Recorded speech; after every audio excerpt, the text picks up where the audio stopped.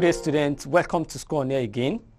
Today I'll be taking us through Chapter 7 of the recommended text for the UTME titled Sweet 16. And this Chapter 7 is also titled Beauty. And it's a follow-up of the previous chapter, Chapter 6, and it is the last part of the story. And in this chapter, we see Aliyah ruminating about the story that the father just narrated, the story of the white slaver and the black man, and how the black man demonstrated a positive attitude and helped the white slaver despite the injustice and the ill treatment that the white slaver meted out on him.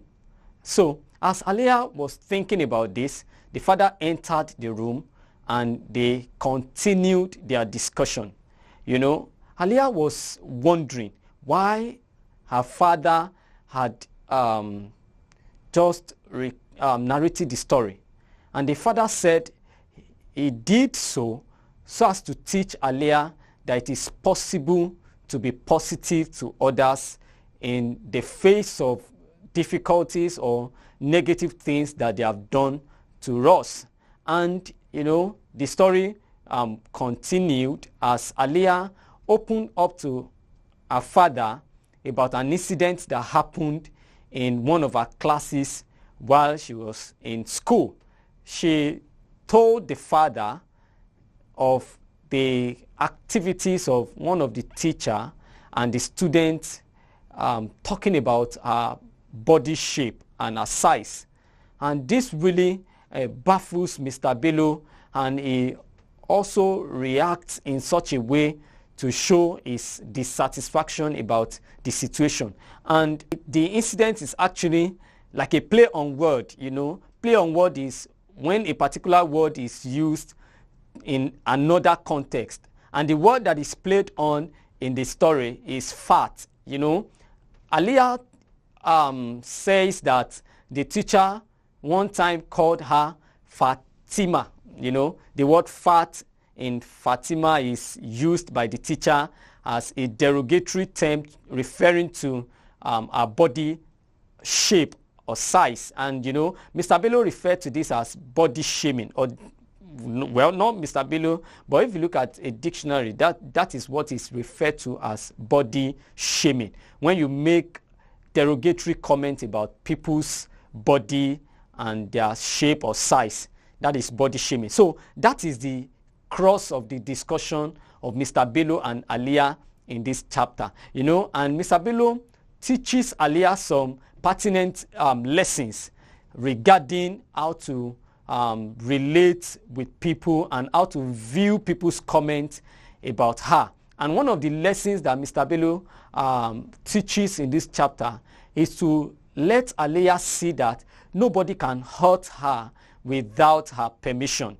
And that was actually a quote from Gandhi. You know, Gandhi is one of the philosophers or an activist that is mentioned in this story. You know, in previous chapters, we have seen Mr. Bello referring to Gandhi. In this chapter also, he's using a quote of Gandhi that nobody can hurt you without your permission, to teach Aliyah the truth of existence. And another reference is to Muhammad Ali.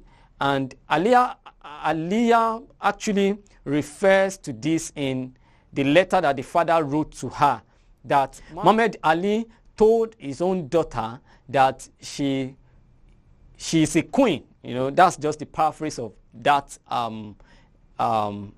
expression, that she should be expected to be treated with respect and royalty from everybody. So Mr. Bello is using that also to encourage Aliyah, and eventually Mr. Bello is able to calm her down and make her see the beauty in her personality, the beauty in her size, in her shape, in her person.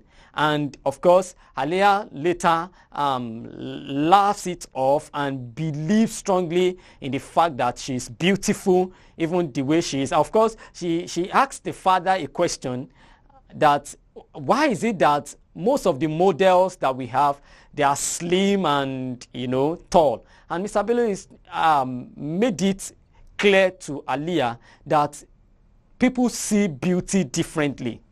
And beauty, just as a saying goes, lies in the eyes of the beholder. Of course, that's one of the lessons that Mr. Bello is trying to teach Aliyah in this last chapter. And that Aliyah is beautiful, and she should see herself as a beautiful individual, and she should be comfortable in who she is. And that is the major lesson there. And of course, to round off the chapter, Mr. Bello also tells a story of a hunter that has gone to hunt for the game, and despite all his efforts and traveling farther into the forest, the man is unable or was unable to get something.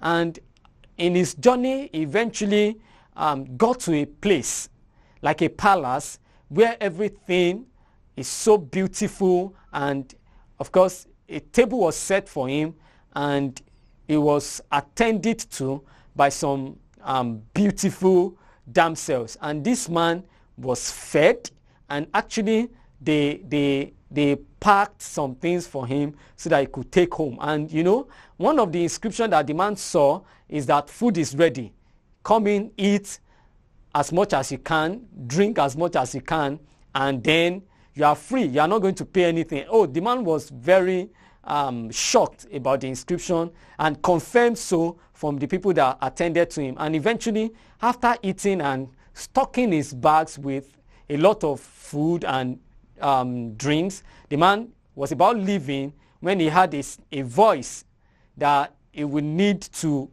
pay so that his own children that are coming can have access to free food like she is having now, because the grandfather had paid for him. The man was surprised and said, wow, but I thought this is free based on your inscription. And he said, yes, it is free because somebody paid for you. And you must pay for other people so that you can have the benefit of getting this sumptuous meal that you yourself have gotten. And the man was surprised. And the lesson that Mr. Bello is trying to bring out of that in closing the story is to tell Aliyah that Mr. Bello, as the father, has done his own part in teaching Aliyah, in bringing her up, in writing the letter, telling different stories, making life comfortable for her generally, and that Aliyah also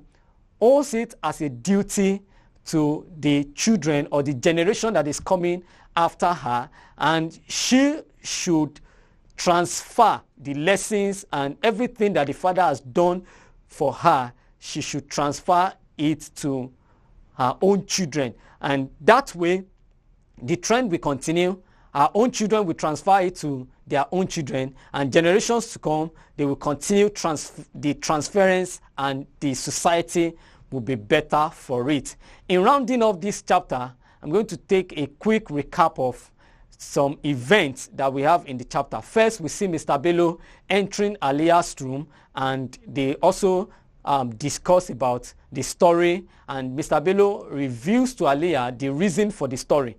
Then we also see that there is an emphasis on the fact that all religions should influence the world positively. Then Aliyah also shares the story of how a teacher and classmates molested her in the class, and the father felt so bad about the situation and gives Aliyah a lesson from the words of Gandhi that nobody can hurt her without her permission.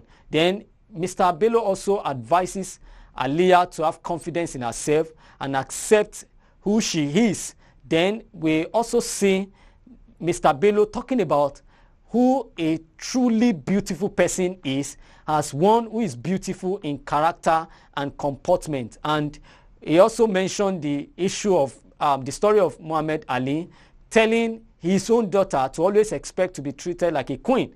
Then we also see that Aliyah aspires to be school head girl, and the position she thinks will help her to help others.